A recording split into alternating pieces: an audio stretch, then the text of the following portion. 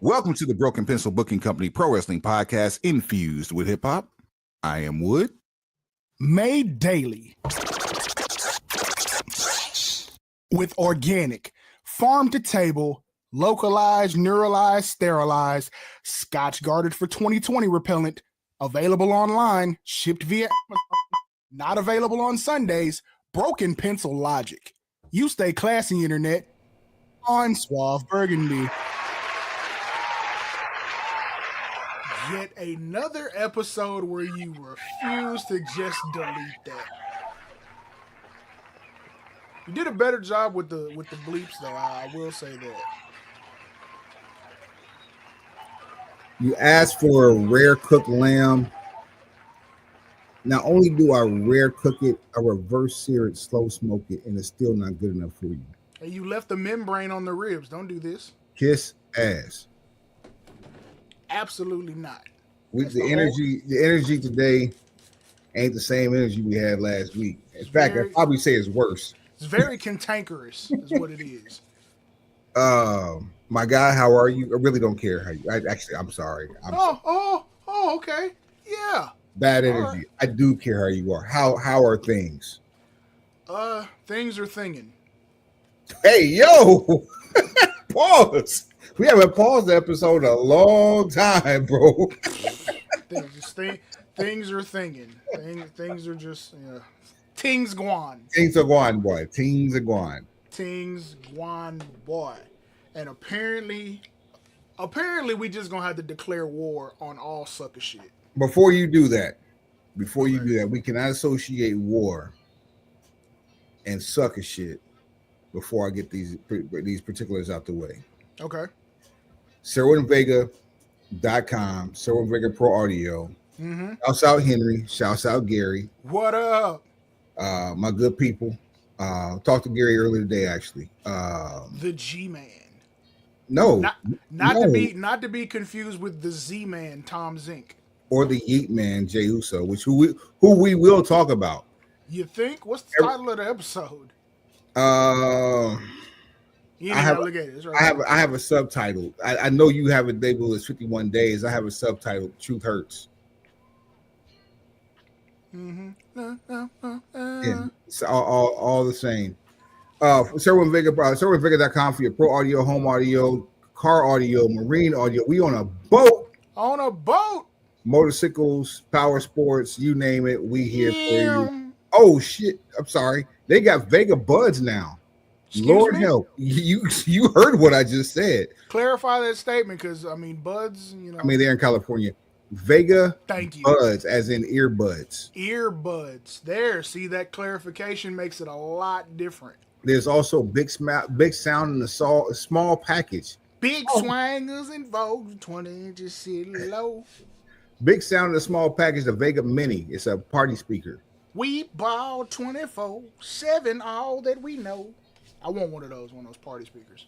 I want to test those buds out. That's again, sir. We don't have one of those kind of sponsors yet. The hell we don't. Go to SerwinVega.com. In your cart, coupon code BPBC, get you 10% off. Straight like that. Real quick, no questions asked. 10%. So you want to get that Vega Mini? You want to get the Vega Buds? You want to get these 10-inch Vega Pro Studio monitors? BPBC is a code, 10% off. Don't say we ain't never gave you nothing. We give you the gift, keep on giving your money back. And then check out these lower thirds. It'll help you get this Broken Pencil merch that is officially available online. Just use the URL. All the nonsense from last week out the window. Suave fixed that with a heartbeat. tinyurl.com/BPBC merch. Mizerch. You'll see the whole collection. The hats, the workout tees, the regular tees. More items coming soon. If you have a suggestion or request for Broken Pencil Booking Company merchandise, tell them the social so they know how to get at the show. Broken Pencil BC on all things social, at Broken Pencil BC at gmail.com, at Broken Pencil BC on everything, on everything. This is the energy. At Broken Pencil BC on what? everything, and everything.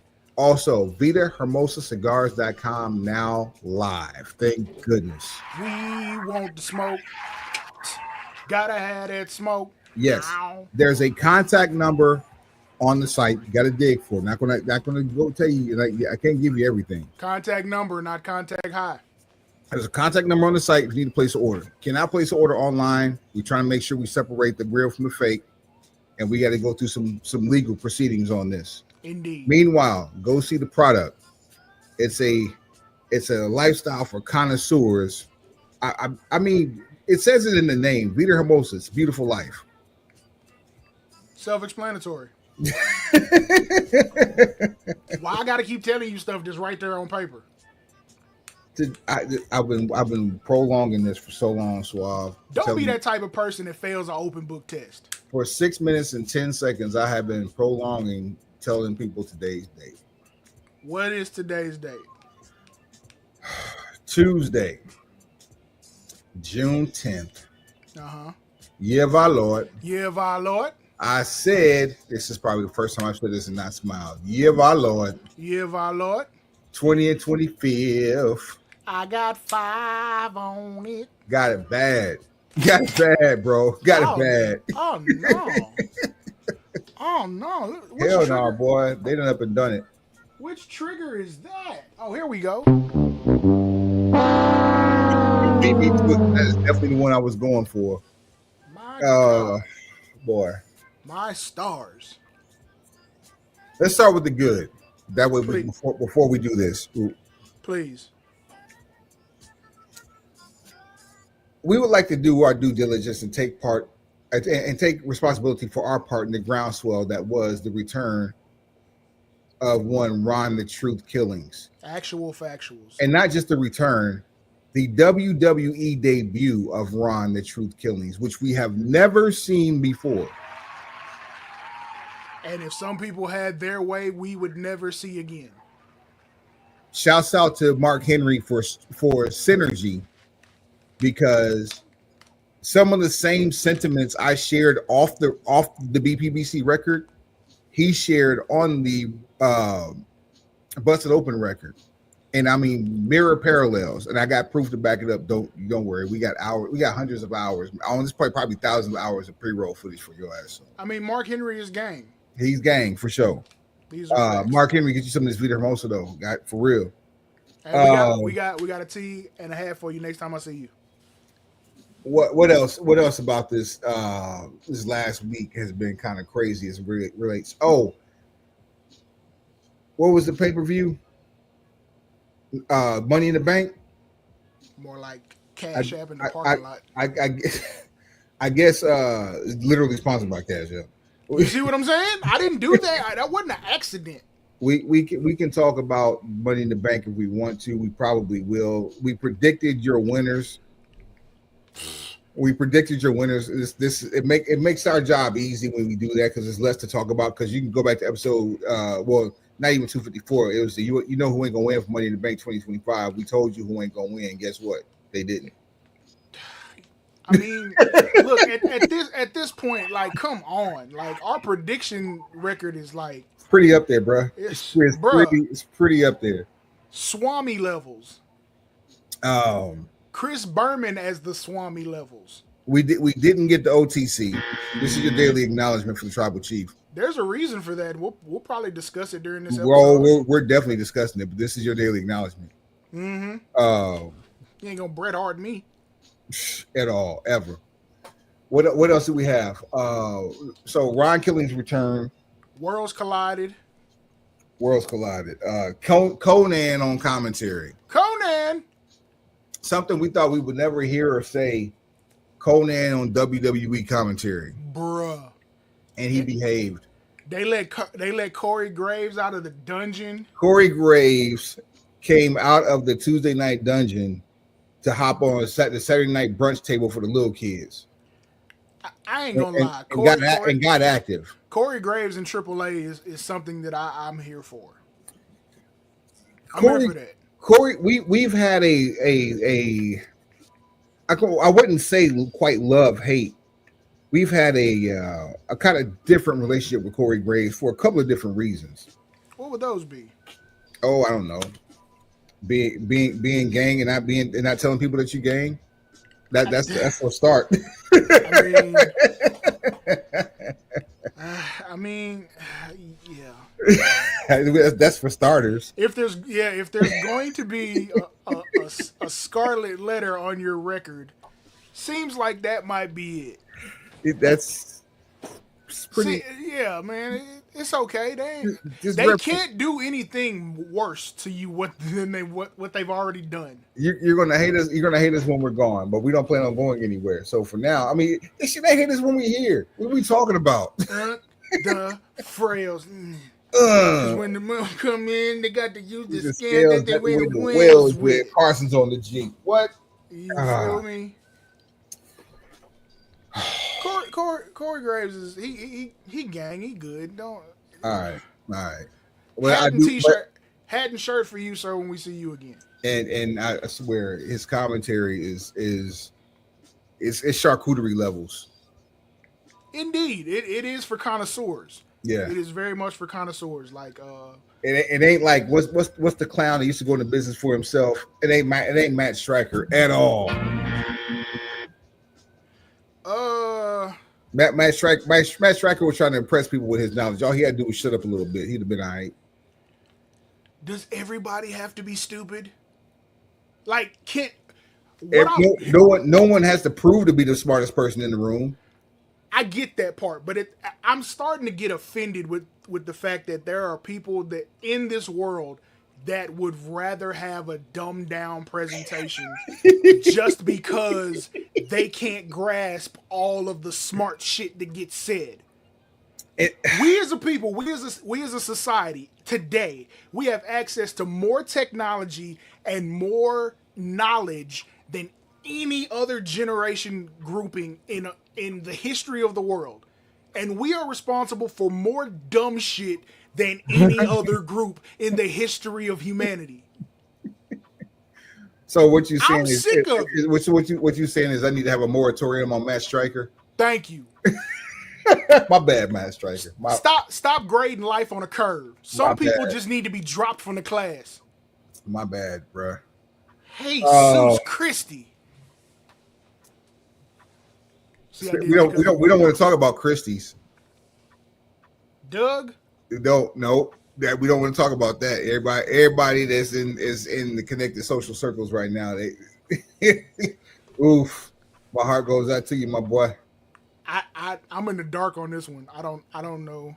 I know out on bail, fresh out of jail, California dreaming. I don't know nothing past that. Now he finna send me some nonsense. My phone finna go off here in a second because of some nonsense I'm gonna have to read. Probably some most stupid shit that includes a smartphone. Nah, that does not include smartphone. I mean, this if it comes from me, like you all right. The frail. At any rate, Ron Killings again. Yes. Shows up to take out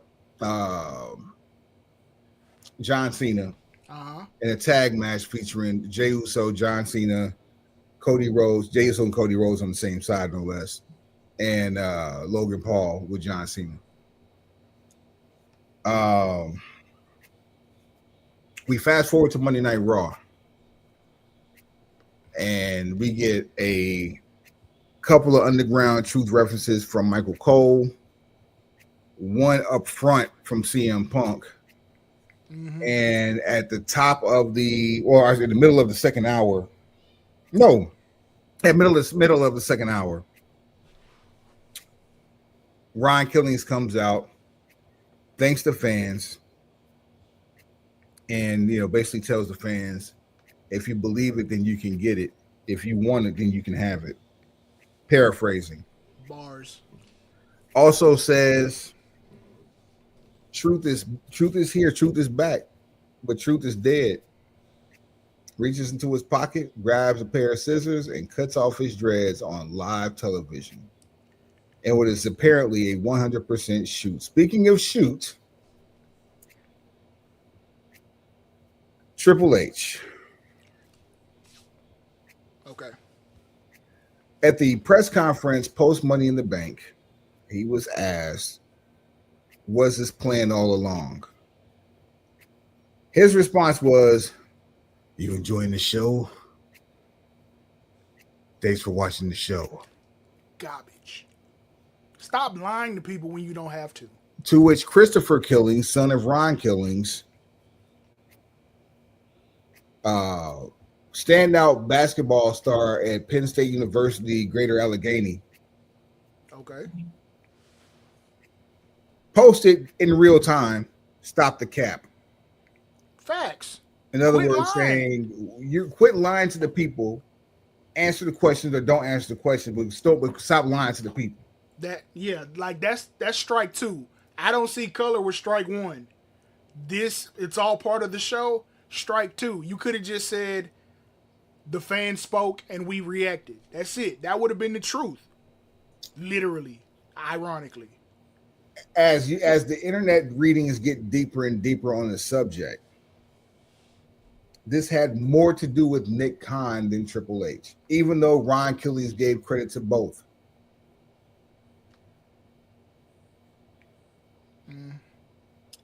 I don't think the chief content officer has it in his compass to make T-shirts like Killings Season. Oh yeah, that killing spree. Or Killing Spree, yes. Now, if they reference Killer Season and make it Killing Season, that's how I know somebody with our type of knowledge and input is in the room. Truth be told, they ain't got that. So chances are you're not gonna get that. But Killing Spree, that's clever. That's a shirt I'm probably gonna buy. And shameless, selfless plug. On at Broken Pencil BC, we do have a direct link if you want to go purchase any Ron Killings merchandise, because there are new shirts up.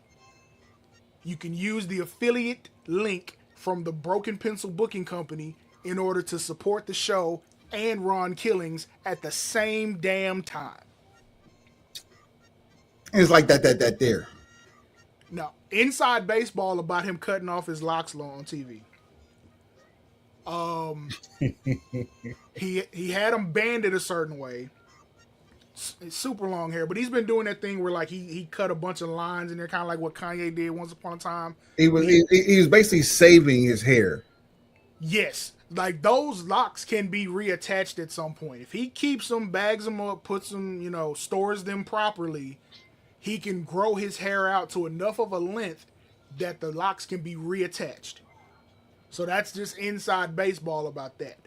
But considering how he had drawn all the lines in his head, like when Kanye was trying to mimic Dallas haircut culture, he's probably going to go completely bald or like light Caesar. A really cold video game level Caesar. Yeah, like Doc Rivers. He gonna have to start from Doc Rivers just to get to wherever he's trying to go. Which may be bald fade, which could be south of France. This, that, and the third. Then he has no facial hair, so it's gonna be kind of weird. I don't necessarily need him going Kojak, but bro, can we get a Ron Killing ski mask? Ugh. Like, I mean, if we keeping it real and basically we're the culture that's keeping their culture afloat when it comes to culture-related matters like this, Truth been wearing, Mr. Killings, because as we said on this show years ago, our Truth is one thing, Ron Killings is a completely different individual. And he said it himself last night. Oh my God, I cannot wait for Ron Killings to go on a killings spree. He said, I set our Truth free. That's crazy. When you think about the connotation about that statement, that's crazy to get away with. Insane work. Read between the lines, Cook. Do you understand? In the last week, if our Truth was in its entertaining, I'm sorry. Let me stop it, because we keep using the names interchangeably. We can no longer do that. And apparently, from last night, she apologized for doing it before. Ron Killings, if he was entertaining independent bookings post expiration date of contract prior to renewal of contract that was not approached to him prior to this, he did so as Ron Killings. Now it's plug and play. If he goes for a 365-day deal, hypothetically speaking, by June 9, I'm sorry, June 9 of 2026, he could go plug and play Ron Killings. Two-time former NWA World Heavyweight Champion Ron Killings. Okay, I'll ask you this. Considering the groundswell of internet support and just support from all over the wrestling community that brought Ron Killings back home, how long of a deal do you think this was? Or what's your expectation on how long this forced reunion lasts? If I had to speculate, I would say it would be 2, no more than 3 years. I think you're being hella generous with that. You think it's a year? The reason I think it could be a year, or maybe on paper it's 2 or 3, but I feel like there's a year worth of interest and or execution. Here's why I say this. We in the same car. I got my seatbelt on. Indeed. R-Truth was always dependent on for the comic relief, for the goofy segment, carrying the nonsense that wasn't even funny and then making it entertaining. Mm-hmm. Ron Killings, while exhibiting some of those same qualities, will not carry that the same way R-Truth did. Ain't with the bullshit. It's gonna be funny to us because we know what he's saying. It'll be funny to some other people just because he has great timing. But once the luster and the newness of Ron Killings wears off, once the bloom is off the rose, you're gonna see the internet wrestling community turn on him. That's just a given. It's either you ain't lying yet. Keep going. It's either he's getting too much TV time, or because they don't get or understand the culture that he is presenting, they become disconnected. We've seen this happen with Jey Uso in real time. We saw it happen with R-Truth about 13 years ago.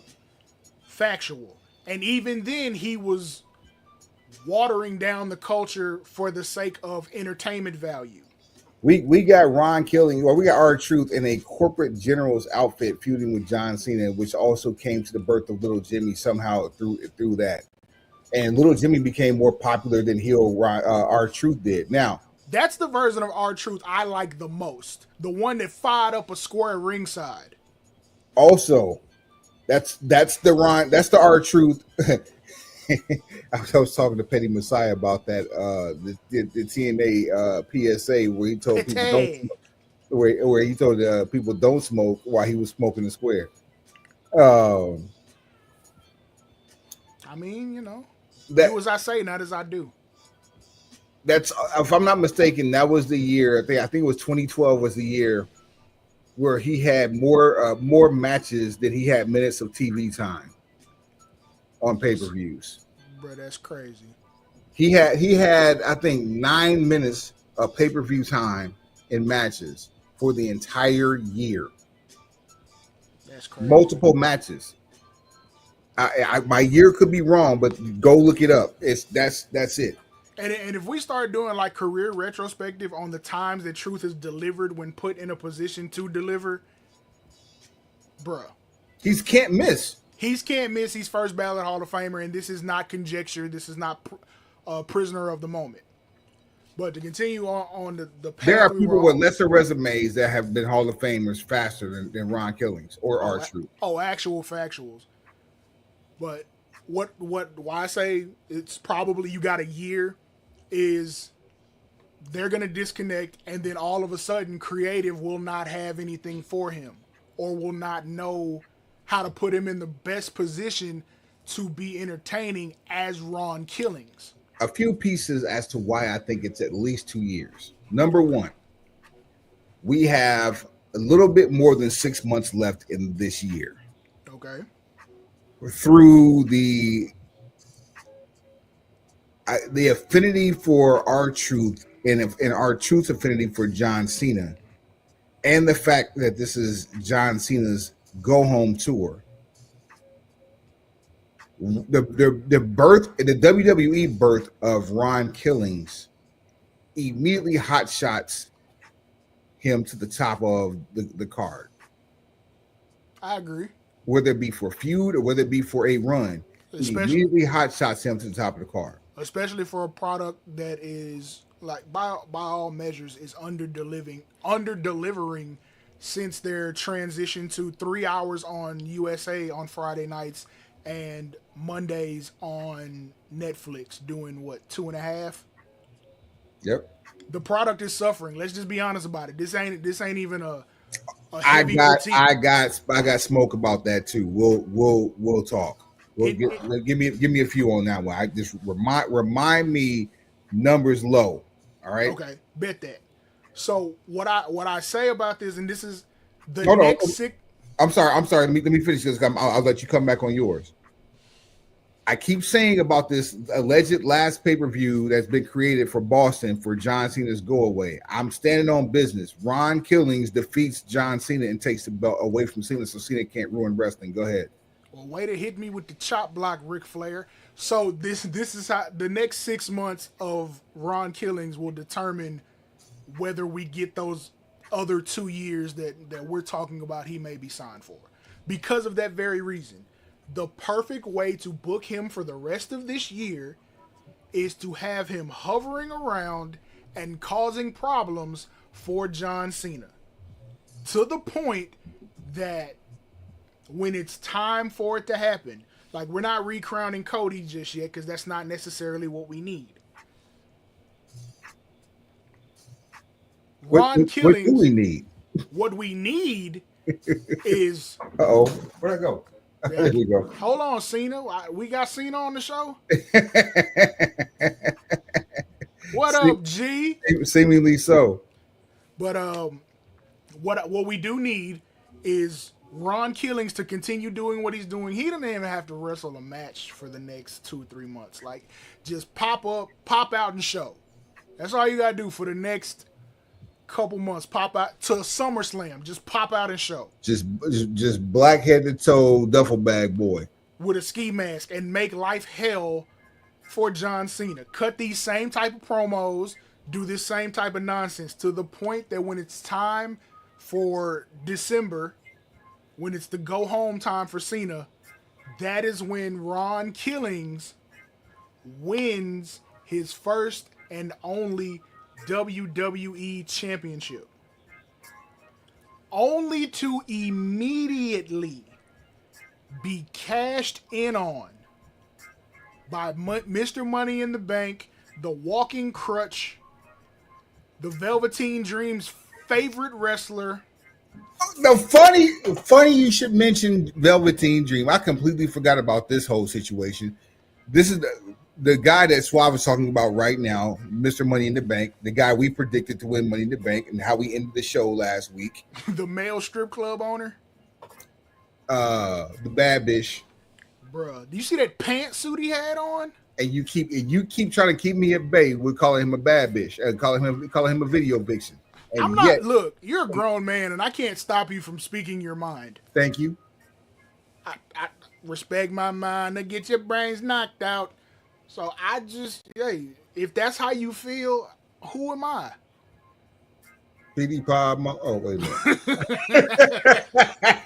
minute. Yeah. Now you done clock back in. That's what I need right there. That's what I need right there. But Ron Killings gets his first title immediately. Like he does take this like Tommy Dreamer style. He doesn't even get to wear the belt. He gets to sniff it and it's gone. That's it. He might get his hand raised and get to hold the belt, but that's it. If that, Rollins cashes in. Now you got a brief period during Road to WrestleMania where true Ron Killings is trying to get the title back. We obviously know nobody involved with Endeavor, TKO, or WWE's creative department is going to go back to Las Vegas. My God, with Ron Killings as champion or challenger in either night main event. We know that's not going to happen. We know that we don't have that type of cachet to make that happen. We got Kofi Mania. At the rate I don't think we'll get this twice. At the rate we're going, that's even if WWE still exists in the capacity that it's in right now. If it's not under new ownership or management, or management, correct. Something else we will touch on during this episode, but a couple of matches, where Mr. Killings gets to put on with Seth Rollins, because we all know at the end of the day what's going to happen. Rollins is going forward. Because of the situation that we now think is happening with Roman and his contract deal, I don't know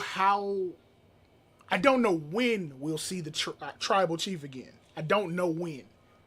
It's not even a matter of if, because at some point he's got to pop out and show. I mean, does he though? Not necessarily in the E. I mean, when you start playing with my money, I ain't really got to do too much of nothing. It seems like the hottest thing that we can't get is that live mic after conflict, post contract. I mean, we've had chances. Because you don't have places for it. Like Roman in Jacksonville just don't fit. No. I don't care how much money you spend; it just doesn't fit. Those two brands don't go together. We've seen, and stars are bigger than life in the E. And those larger than life stars are larger than their normal size on AEW television. And this is not a shot at AEW. I just think they don't mix. I don't think those two brands mix. Money be damned. I don't think those two brands complement each other. There's a reason why we didn't see Randy jump ship when he could have. There's a reason why we still have the Usos and Solo now and Jacob, and there is a couple others that are looming in wait that have not shown up on AEW television. There's a reason for that. You feel me? And everybody knows what those reasons are. We ain't got to go too in depth unless y'all want to hear it. You tell us about it. We'll do a show about it, talk about it all day long. Show at BrokenPistolBC.com, BrokenPistolBC@gmail.com. It's at BrokenPistolBC on all things social, at BrokenPistolBC on what? Everything. And everything. Now. So, before we jump on that, all I'm going to say for Killings will be dope if he beats Cena and gets cashed in on by Seth. You give him a match at the Royal Rumble, which obviously he gets screwed out of the decision. Give him a rematch at whatever the middle pay-per-view is, or No Way Out or Fastlane. No. Elimination Chambers after the Rumble. Yeah, I said No Way Out, and I was thinking Elimination Chamber. But some type of gimmick match, like a ladder match or something to that effect. So you get two high-quality pay-per-view level matches out of Ron Killings with Seth Rollins. As we know, Mr. Killings will not be participating in either main event of WrestleMania 42 in good God almighty Las Vegas. So whoever costs unless some crazy, insane, never seen before booking gets pulled out of somebody's ass crack. Some elderly individual comes back into a whole lot of money and power. No, not even him. Not even. Absolutely him. Not even him would go and do the Ron Killings thing because it wasn't his idea.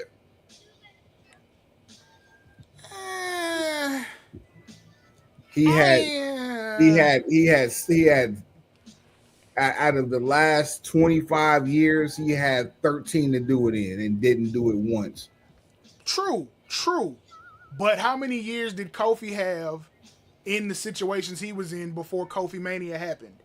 there's something to be said for momentum. There's something to be said for when you have the attention of the people.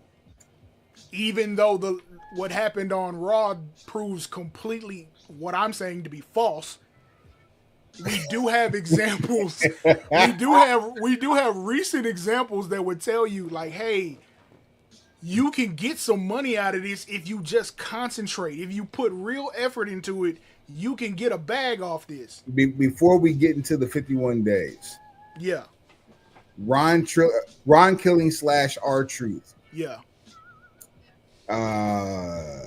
Kofi, Daniel Bryan.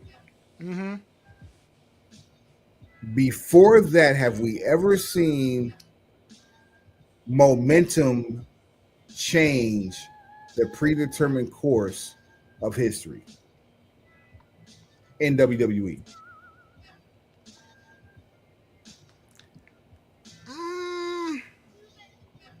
That's one I gotta think about. Cause my initial answer is yes, but I'm thinking I'm trying to get there. Like, I'm sure Steve Austin was not penciled in to be the guy for WrestleMania 14. That just happened. He got chose.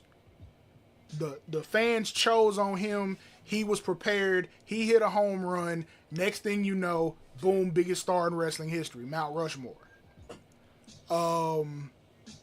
The fans basically turned The Rock several times, put him on in a situation where he may not have been put in, but he delivered. He caught on with people. That's the whole thing. When you have an engaging personality, when something works, we have seen a history where that translates into dollars, and then you might get 6 months, you might get a year. That kind of depends on your conduct during. And at least they ride the experiment out. Now, as soon as you win the title, they may know exactly who they want to take it off of you. This part. And how soon? And who better, regardless of who it is, than the person holding the briefcase? Right. And what determines how long you wait to drop that title to that person depends on how far and how fast that person gets over. Or so we thought.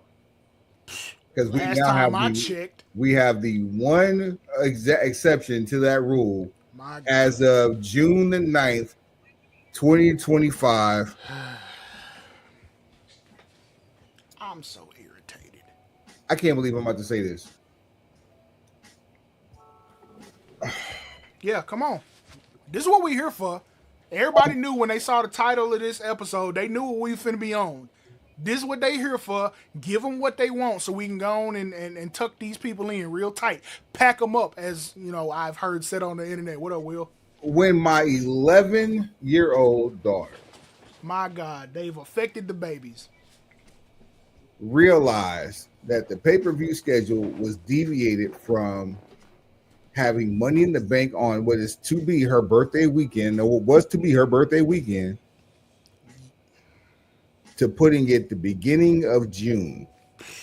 Not mad at it. Not mad at it. My birthday is in June. Father's Day this year to be exact. You sell me mine. You can find me. Indeed. And to quote the great Pharaoh Monch, y'all know the name. It's right there. Perfect placement. Right there. Good job.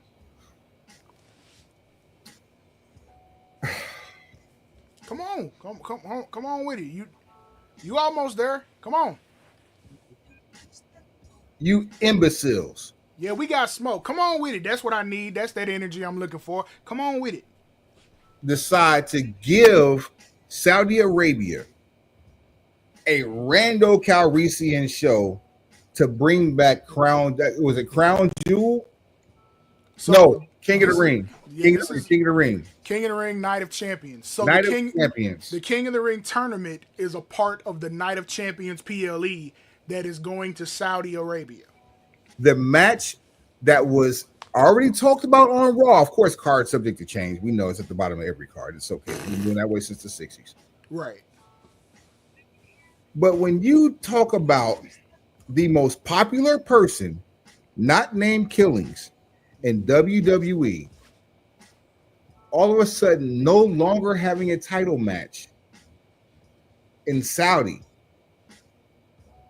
and now being relegated to the low numbers of Monday Night Raw. You imbeciles, and I'm not talking about the people in Stanford or Tampa or Orlando for that matter.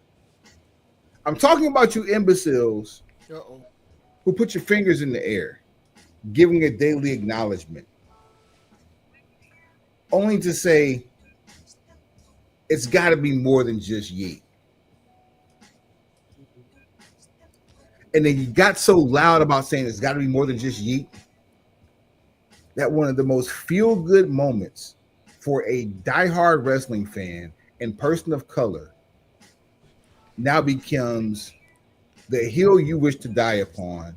The match at Saudi no longer exists. It goes to Monday Night Raw, and clean at the end of the match, I say again, clean, we hear from Alicia Taylor.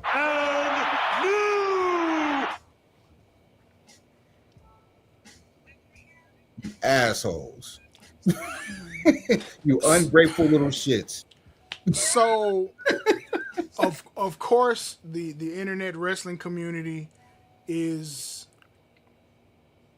once again putting their foot in their mouth and doubling down on inconsistency. I went back and forth mentally about how I was gonna handle this situation. First, I'll say this is not about Jay losing, because this is a sport and a business and a presentation where everybody loses at some point. Absolutely. That's not the issue. Not it. Because there had to come a time where you were going to beat him. My problem is, before you start that, Intercontinental title reign, 2 weeks, 14 days, and no defenses. Continue. 2 weeks with the Intercontinental Championship. You gave this title run 51 days. This was your litmus test? You invested no creative resources past what was already available on the roster. You didn't develop a storyline. No. Not what was available on the roster. What was available at the top of the roster. Because no one got elevated. Got that part, but it's not even the top of the roster because you didn't get him to defend against most of the top of the roster. That's my point. Because the same people that he was going up against are the same people who are in the main event, or the same people that's in the higher echelon in terms of pay. And the person that you lose the title to is the same person you beat who held it for damn near a year prior to that. I don't even mind you losing it back to Walter. I don't either. It's 51 days is where I got a problem. 51 days. No creative investment. You fans, you daily cat. You know how what we used to say. We still say, but we don't say it as frequently about the casual fan. Cause we trying to get money. Y'all are worried about the wrong things. This man was one-dimensional in his title reign because he was only given one box to build. It's not his fault. You know what we say all the time on this show is that you need somebody in the room from the culture so that you can properly tell stories with people of and from that culture. Who understand the lingo, the language, and if you get the right one, they can even translate the culture. And this is not a commercial for me to have a job. But for a nominal fee, soon to be a phenomenal fee, we will slice off some of this broken pencil knowledge and put it on your plate. My God, it's right here for you. But That was perfect. You made up for the Amazon stuff at the beginning. That is phenomenal. Oh, that was necessary. That's Oh, a that was off the necessary. that's an off the glass alley oop. 100%. Now, Oh as man. someone who's watched wrestling for decades at this point, I know the story that was attempted to be told. If you remember Bret Hart's first title reign, which is like the transition from Land of the Giants to New Generation, essentially, it's the build up to that. And Bret Hart being, because he wasn't the normal 7-foot champion, or he wasn't, good try Terry, they decided to make his title reign about as many defenses as humanly possible. He's defending the title on Superstars. He's defending the title on Wrestling Challenge. Boy. He's defending the title, and some of this is pre Monday Night Raw, but he's defending the title on Monday Night Raw. We still in the primetime era. You see what I'm saying? But house shows, everything. He's working the schedule that Seth Rollins now likes to hang his hat on, saying that I work more dates than anybody. Well, they don't work 300 days a year anymore. No. But they don't even work 2 shots anymore. Right. Well, they did Saturday for Worlds Collide, but that's right across the street. It wasn't like they drove 150 miles or 300 miles. A couple of people did. A handful of people did. Not everybody. Not even a full handful, like 3.5. Who's the half? Hornswoggle bike? The haves and the have-nots, baby. Oh, okay. I see. Yeah. Yeah. You see what I did there? Sinners reference. Go ahead. In there, indeed. Real deep cut on that one. Right. So, the lack of investment. Now I got to reset. Damn, that was retarded. I'm not even supposed to use that word. I'm sorry. No. You got dumb. You got dumb. All right. So, the issue with this title reign, but again, it's the Bret Hart story. He's defended the title so many times, been a fighting champion to such a point that he just ran out of gas by the time WrestleMania 9 came around. And Yokozuna was the foreign menace, undefeatable, inevitable. It's the irresistible force meeting the immovable object. And gang. Super big Oos. It's a miniature version. It's like a mini series. Oos XXL. I like that one. Sew it in. Oos XXL. Got it. Yeah, Oos XXL. So that's what you were trying to do with Jay. Here's where you messed up. Because they are all about the stock video footage of watching Jay yeet with the crowd every week, because he is the high point of every show every week. You got him coming out, doing his entrance for 5 to 10 minutes. With nothing to say because he has nobody to go against. Nothing to build towards. Cut a small promo and leave because you're pushing and bumping the quarter hour. You're trying to get viral moments by looking at the crowd and watching them interact with Jay. And you're leaving a lot of creative on the table by not having him involved in the show the way he should be. He's constantly getting beat up, so he doesn't look strong as champion. You're not giving him defenses every week, even though he's there every week, which would have made this story make more sense. If he was defending the title every week against somebody on that roster at a breakneck pace, then also beefing with Seth and his new crew, getting jumped and beat up, and then Walter in our house still plotting, laying in the weeds, while all of these defenses are going on and the wins are piling up, but the gas tank is going down. You could have gotten to SummerSlam, and I might have believed you saying that he had run out of gas.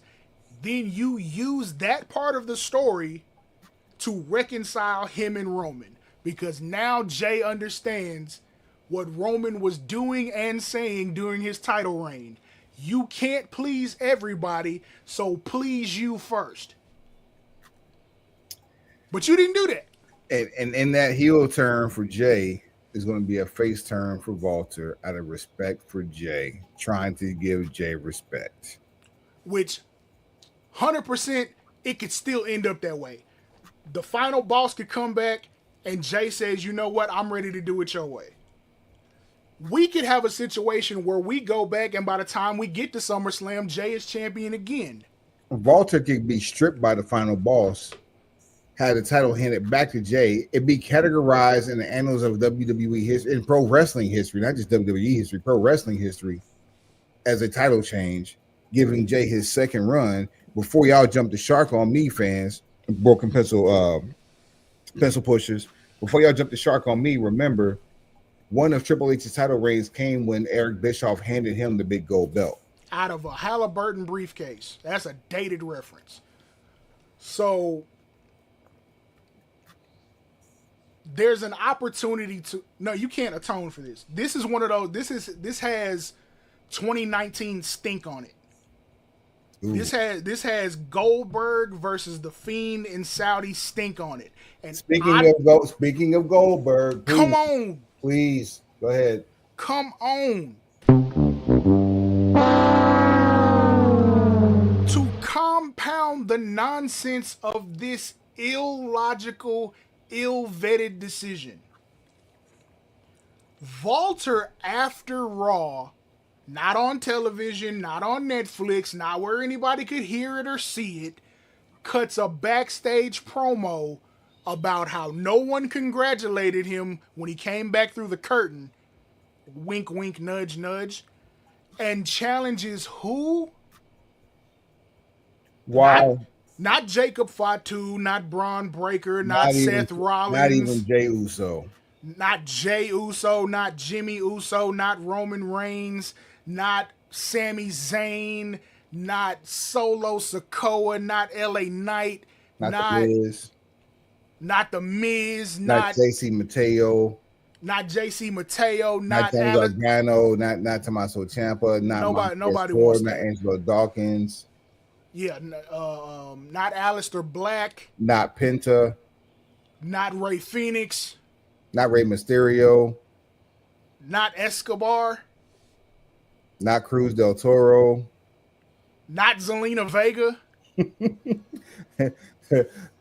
Wade Barrett, Michael Cole, Pat McAfee.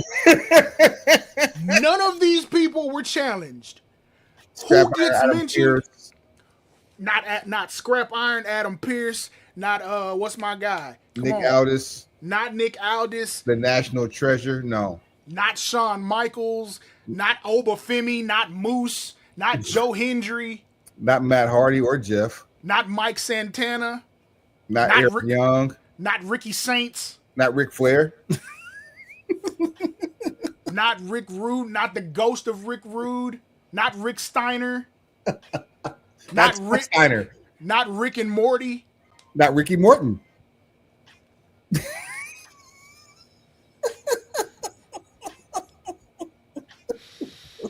None of these people were challenged. The name that gets dropped and brought up, William 98. Yeah, William Botchbot 98 Goldberg.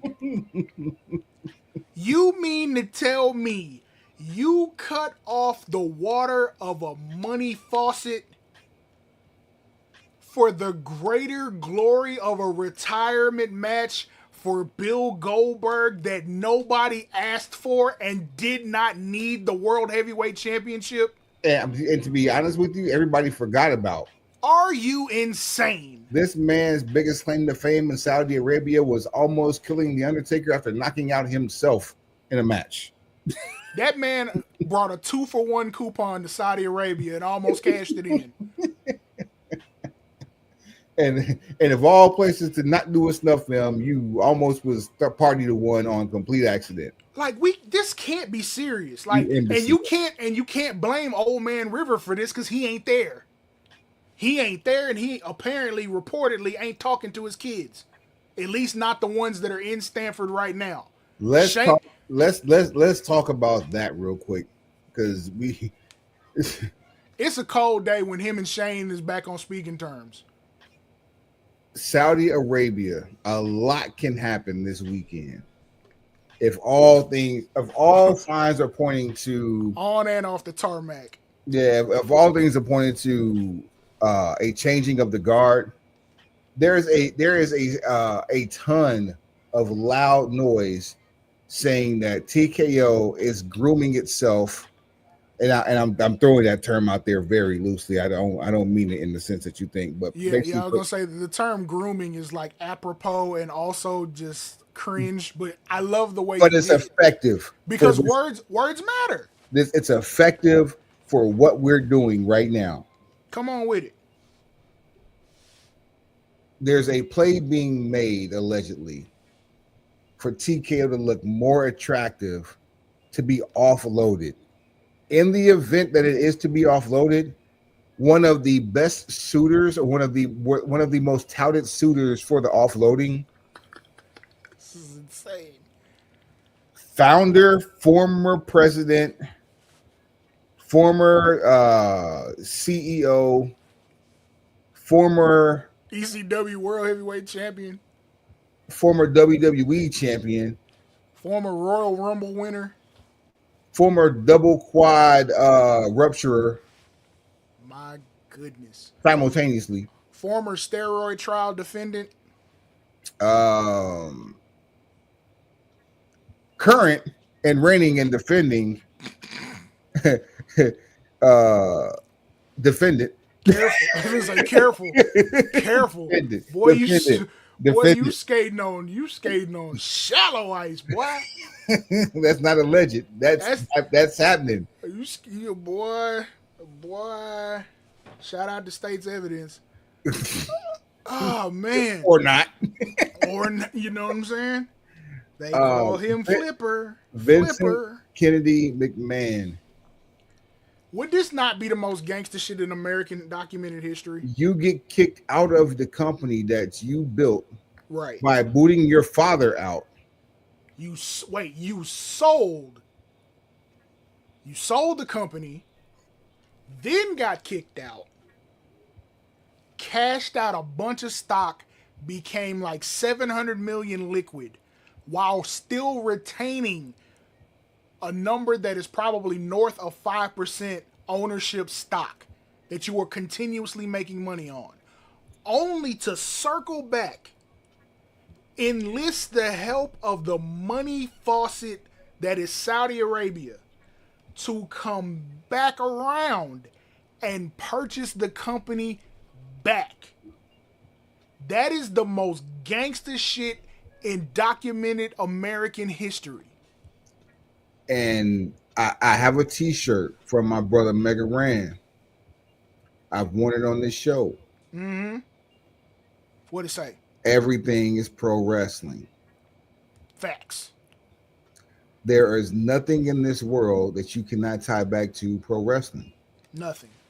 When a college football team wins a national championship, what do they get as well as a trophy in the ring now? Belts.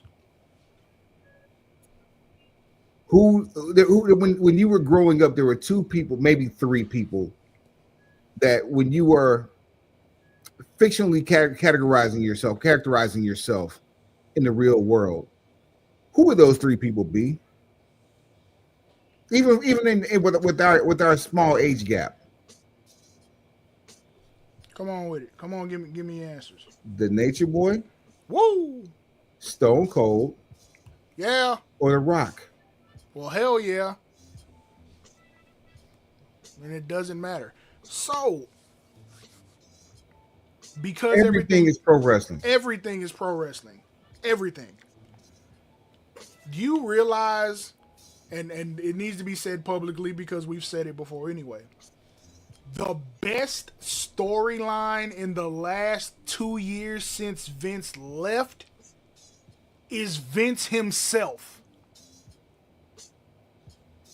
That is an indictment on what is going on television, The numbers reflect it. Remember, this is your reminder. Numbers low. It is reflecting in the product in the television. Which is all part of my Jey Uso tirade was the fact of these same fans talking about their low ratings and Netflix was because he was champion. Check his quarter hours. Set up. Quarter hours do matter. Check his quarter hours when he's on. Now, when this news broke, what did Vince do? Or what had he done by the time it broke? What did he do? He offloaded some TKO stock. More liquid. It was around $158 a share. Nick Khan offloaded Vince some. Offloads, Nick Khan recently offloaded about $4 million worth. And then Vince McMahon offloaded his stock as well at about 158. Let me see how much he actually. Because this is his second or third time cashing out on stock. I think the more telling one was Stephanie. Oh snap! Oh my goodness. What you got? 250 million. So another 250 on top of the 7 he already got. Yep. So again, I say this. Wait, hold on.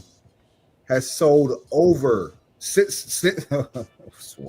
Oh man. Come on, talk to me. We wish everything was pro wrestling. You, the listener, me, the talker. You wish everything was pro wrestling. Vince McMahon has sold in excess of $2 billion in TKO stock. $2 billion. Since the merger in 2023. The best storyline in the last 2 years since Vince left is Vince himself. $2 billion. So my number was way under. I was just about to get to 1. He's $2 billion up. By the way, since June 3rd, when this happened, we are exactly a week removed from this. The TKO stock price has risen $5. Thank you. I appreciate it. I appreciate it greatly. But now I gotta watch and see when it's time to get off of it. Cause here's what's gonna happen. That man's $2 billion up, and I know there are a bunch of people that were online saying Vince doesn't have the money. First of all, that's not how commerce works with rich people. Hey, you don't have the money? First of all, he's liquid. He's liquid $2 billion. If he was going to buy WWE back, he would just leverage those assets. He would not spend hard liquid cash to buy it back. It's not like going to the pawn shop. You borrow based on your worth. They will extend you a line of credit based on your worth to purchase said asset. The only thing that Vince right now is a risk for with his with his infinite wealth, infinite knowledge, and connections in Washington is dying.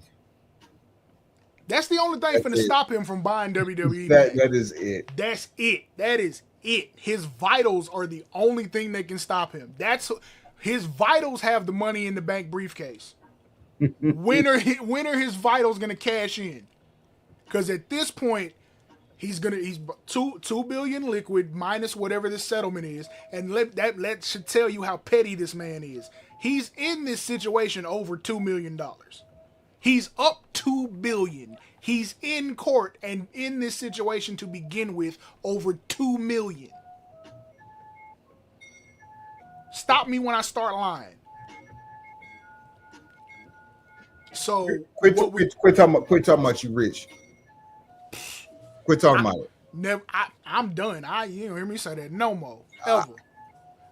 I'm rich in like experience. I'm rich in like the things that air quotes matter the most. I'm wealthy because I'm full with love, or full from love. All of those things. Financially rich, financially stable. This man got kicked out of the company that he built.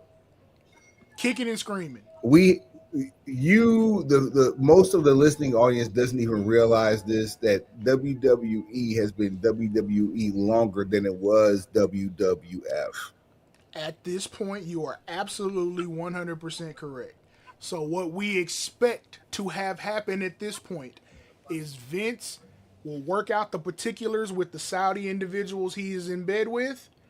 They will purchase WWE back from TKO, and then it will go private. It would sway me if I didn't see Vince in Saudi come Night of Champions. That's crazy. Say, man. Saturday, June 28th. How soon you think this happens? You think this happens before the year's over? If it's going to, it has to. Because keep in mind, the TKO thing happened, was it the day after WrestleMania? Yeah, but that's still when you had Old Man River involved, and he has a flair for the dramatic. That's also, it was, I mean, it's was good timing because you're not going to have any bigger. Historically, it's good timing. That particular Monday after WrestleMania,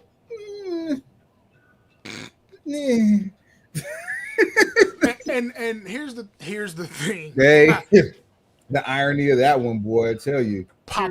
Operation H. you no good. Cut it out. Nah, for real. His decisions have been ass lately. Like just come on. The creative has been hit and miss. To be fair, he just completely omitted the WWE Tag Team Championship from WrestleMania. Then gave away the match on free TV. Only to give Fort Worth a potential match of the fucking year for SmackDown. And for the greater good of who? Because what match made it that could have been pulled and replaced with that TLC? I hate to say this, but it's worth it. Who did Penta face in place of Rey Mysterio? Was it El Grande Americano? Boy. Not Penta, Rey Fenix. Was it? Yeah. Rey Fenix replaced Rey Mysterio. Yeah, come on, famo. Like, what we doing? Come on. Come on, fam. What are we doing? Rey deserved to be there. Nothing against Rey Fenix. Rey Mysterio deserved to be there. Facts. Rey Fenix, I'm glad you finally in the E. One day after your second match on TV, that was not the move for you. Not for El Grande. I mean, the world would have had to hate it for Chad Gable, but also you could have used it as character fuel. Pulling him in that instance would not have been a completely unreasonable situation. That's how groundswells happen. And we've seen better matches pulled for less. Meanwhile, Karrion Kross, when's the last time he wrestled? I think the last time he actually wrestled was when AOP was still employed. That has to be back January. Nah, I feel like he had no, you know what it was? He wrestled AJ like right before WrestleMania. I think. He had a match on the road to WrestleMania somewhere on Raw. But again, you have talent that the audience is clamoring for that aren't getting opportunities. You're not properly vetting the championship pedigree of your title holders. What Jey Uso could have worked a program with Karrion Kross. You had the talent right. You had the era wrong. It was actually after WrestleMania. Okay. Cool. 2 weeks after. No, I'm sorry. No, you were right. I'm thinking about the dates. No, you're absolutely right. It was the week of WrestleMania. The go home Raw for WrestleMania. It was the last time he wrestled. Cash me out, cuz. You got that. That's your world. So, again, you have talent that is being misused. I don't know what you're doing with the Street Profits. So it's not just even. It's not what led you to say at a press conference, I don't see color. Because, first of all, when people use that phrase, We already know what type of time you on. If you can, we said this on the show before also. When you can't recognize the unique qualities of an individual that make them a unique individual, that is a symptom of cultural blindness. But the best thing you can do, no two human beings are alike. None. You best, can't find two. The best thing you can do is pit a Fatu, the only Fatu on television carrying the last name, against another Fatu not carrying his last name, while also giving a Fatu not carrying her last name her first Money in the Bank briefcase. Here's what I'm afraid of. They said 86% of the time the men cash in and win. And we could tell you who the ones that didn't cash in and win were. 100% of the women, because there's far less Money in the Bank matches for Money in the Bank contract holders than there were men. Mm-hmm.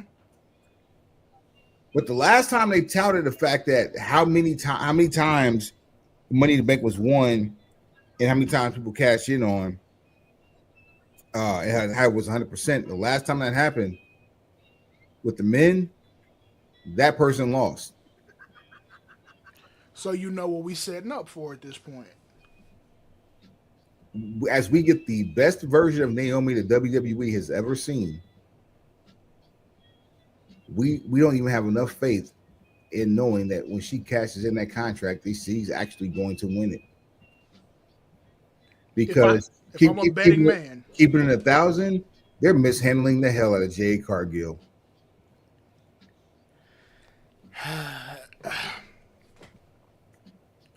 This is not going to be a 2-hour show, Swab. I refuse. Yeah, we're not doing that. Like we're not putting ourselves through that type of misery. What I will say is Jade Cargill is probably the key to Naomi being the first one who doesn't. I hate that. But you're right. Because again, a lot of the talent that occupies the people of color spectrum, they're looked at as experiments, which is crazy to say out loud when you think about it.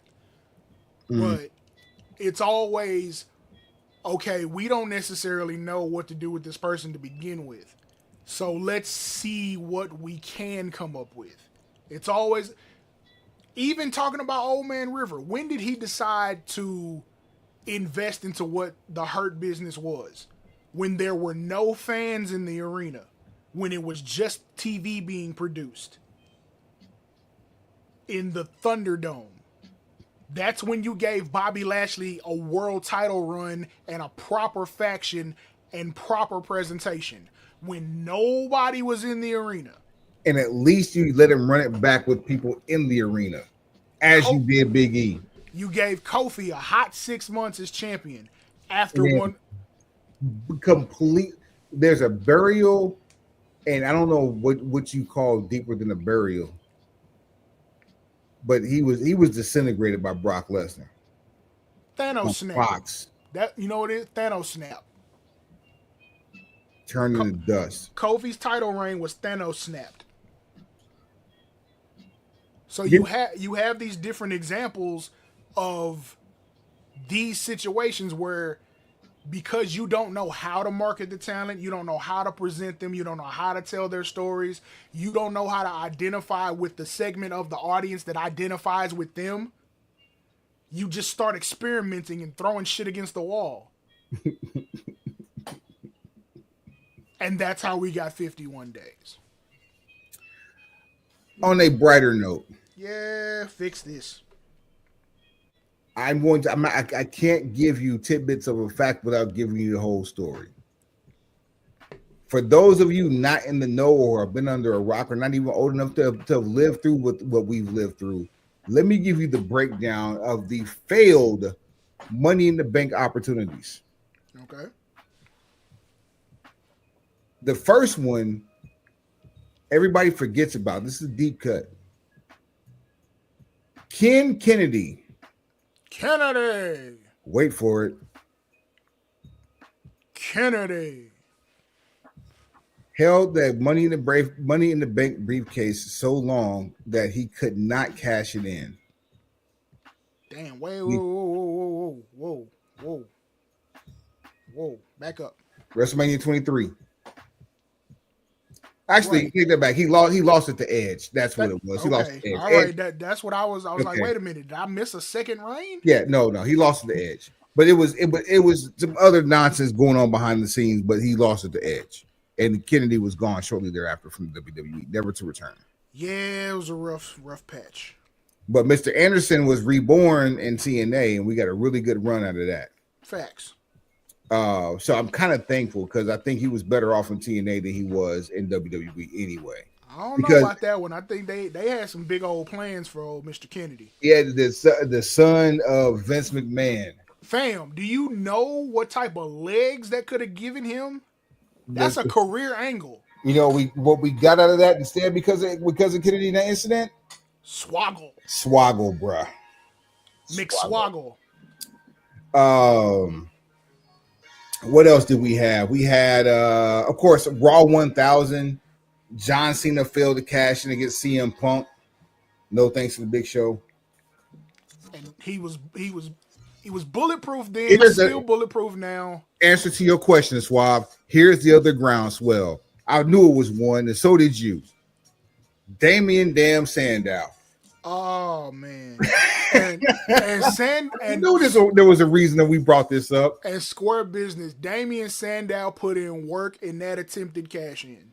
That is a fantastic match. Not just that cash in, but everything he did after that. The Miz's stunt double, Damian missed out. All of that is before he wins Money in the Bank. Right. Okay. Yeah. That the groundswell is what got him to Money in the Bank. Him being the Miz's understudy is what got him all the way to, okay, we can trust this guy. He is connected with the audience to the point that we want to see him succeed. So now we've given him Money in the Bank, but we don't cash in or we don't follow through with the original plan. Hey, Otis, how you doing? That we'll get to him in a second. How about how about the cult classic failed cash in? Okay, who that is? You mentioned Otis. How about Baron Corbin? Ooh, some of Cena's finest work. The failed cash in on Baron Corbin is partially what led to the downward spiral that became bum ass Corbin. That would have been the perfect way to end up as bum ass Corbin. It was the fire that lit the fuse on accident to become bum ass Corbin, but it wasn't what like started the whole shit. But that's all signs point back to that failed cash in. If we were gonna doctor history, that's how it would have started. Like there was because you had Bennigan's manager Corbin after that, and yeah, we would some of that we got to skip, and then there's Kurt Angle retirement match Corbin, who was also Bennigan's manager Corbin. Just no. And then no. Otis loses at Hell in a Cell to lose the contract. And again, this was during Thunderdome era. There was nobody in the arena. Here's the crazy part. You were checking IDs to get people on the screen. Like, what? I bet you can tell me Otis's tag team that he was in, but I bet you can't tell me his tag team partner. Tucky. Oh, you can. Okay, good for you. Because I'm about to say, if anybody's Mr. Irrelevant in storylines for anything that was impactful long term, it would definitely be Tucker. Tucker? Oh yeah, but I think Tucker's out of the business and enjoying the good life. Yeah, good for him if that's the case. Factual. Speaking of which, a lot of these that we're talking about came on Old Man Rivers' watch. So he is not without responsibility for poor creative or poor execution or just non-properly vetted ideas. But we know where WWE was when he left. We were in the midst of Bloodline Mania. We are at like fever pitch levels. This is everything going up to like WrestleMania 39. In the 2 years since he's left, you've seen the Bloodline be essentially dismantled. You've seen pet projects pushed way beyond what's considered decent levels. You've had talent either completely have their situations washed out or had start-stop pushes. You've seen a complete culture shift if you're paying close enough attention. I was one of those people, and I'm finna admit, I was one of those people who thought Trips was gonna be a lot better at this. Because he was better at this. He's getting old. Damn.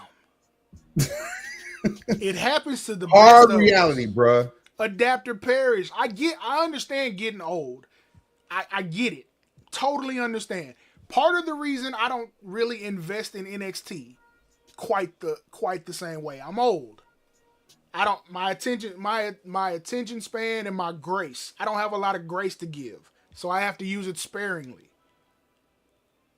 Not necessarily in the mood to use it there, because the type of NXT I wanted is gone and never coming back. Rest in peace to the black and gold. And now, for some reason, some of that same energy is on the main roster, but not in the way that made black and gold special. At all. Yes, we're getting shorter PLEs. Yes, we're getting longer matches with a shorter card. But the magic ain't there. We are lacking depth in some of the storytelling.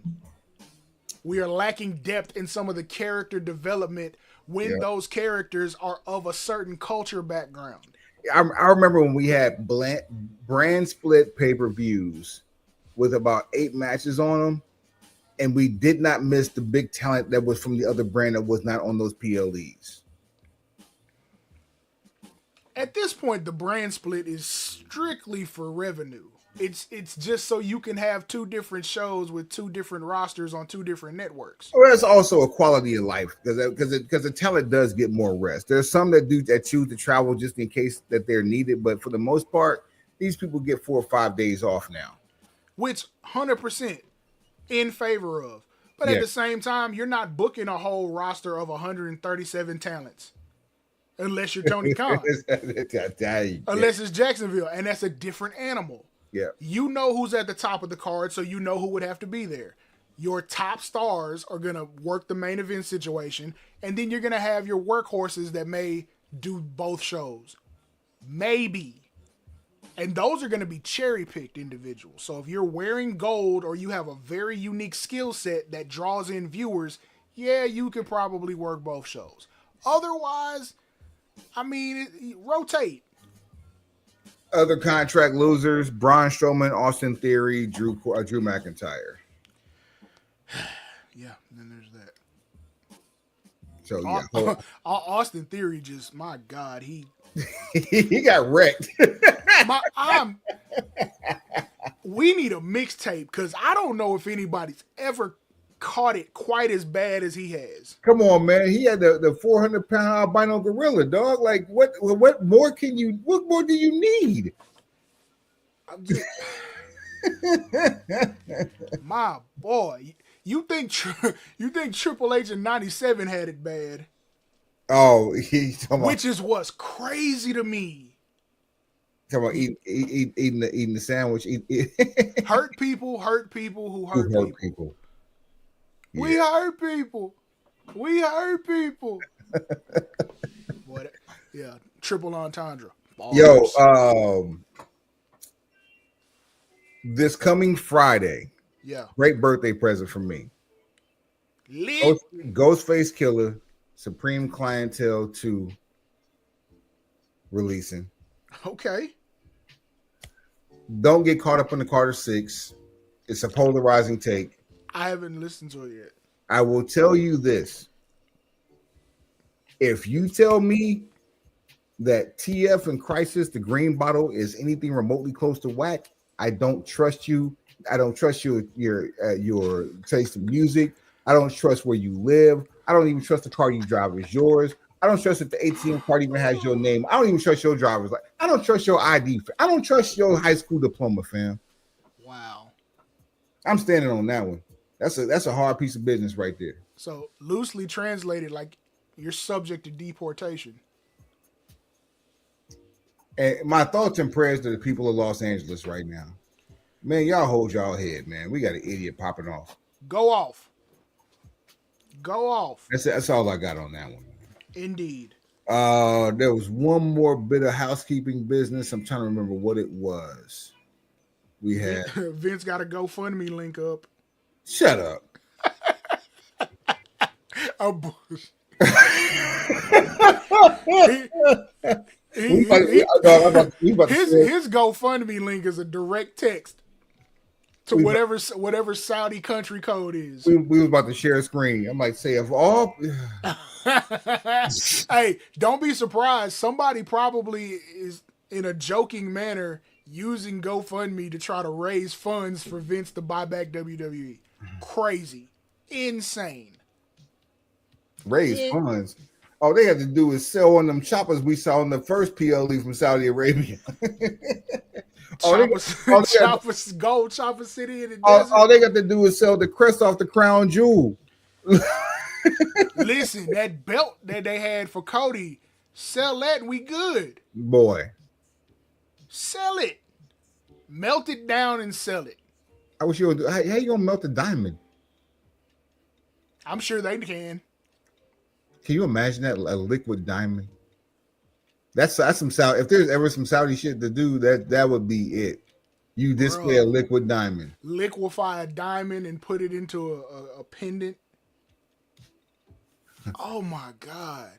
There's a jeweler in New York right now about to mess over $50,000 worth of inventory trying to do this. Hey, with a portable welder. My pendant swishing back and forth like a leveler. Or I'm somewhere in the shopping mall burning up 2,000 degrees. Liquid diamonds, baby. These don't evaporate. Come out here with the cashmere coat. That's crazy. Baby doll. Oh, and just so we can put this in the air, this is not a cosign of Vince McMahon and what he's done in his personal life. This is saying that he's better at pro wrestling than what we've gotten in the last 2 years. Even with all of the strikes and marks on his record over the last 40, 45, 50 years. You ain't got to like it. But his batting average is just higher. You don't have to like it, but you got to agree with it. And I don't, because I know once he gets back, he going to do some stupid stuff too. This is the same man who gave us Katie Vick. Oddly enough, guess who was involved with that? The same dude who was involved with cosplaying the Nation of Domination. The darkest parts. with your homeboys in blackface. It's just...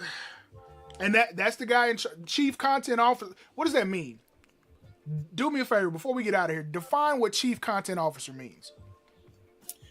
You are in charge of every visual thing you see, every audible thing you hear.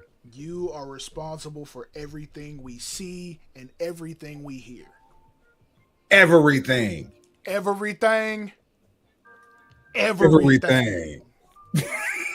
Jesus Christ. With your WYBA. With your fool.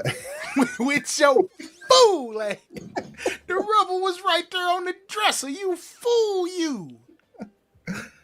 We've pubbed enough, man. Take him to the house while we out of here, man. Golly. I can't believe they trying to garnish the tribal chief's wages. My God.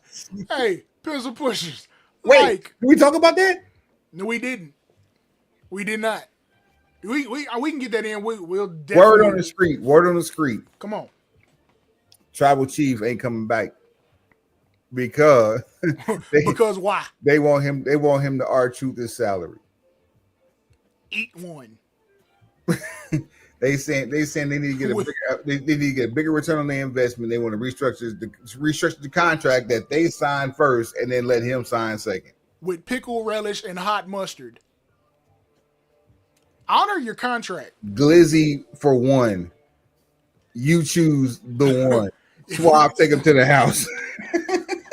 Yeah, I want to hear all those honor your contract commenters that's usually in the comment section where logic goes to die when it comes to talking about this. These are the dates you signed me for, and this is the money you agreed to pay me. Honor the contract. Pencil pushers. Like, rate, share, subscribe, tell a friend, tell that friend to tell a friend, and then tell that friend again.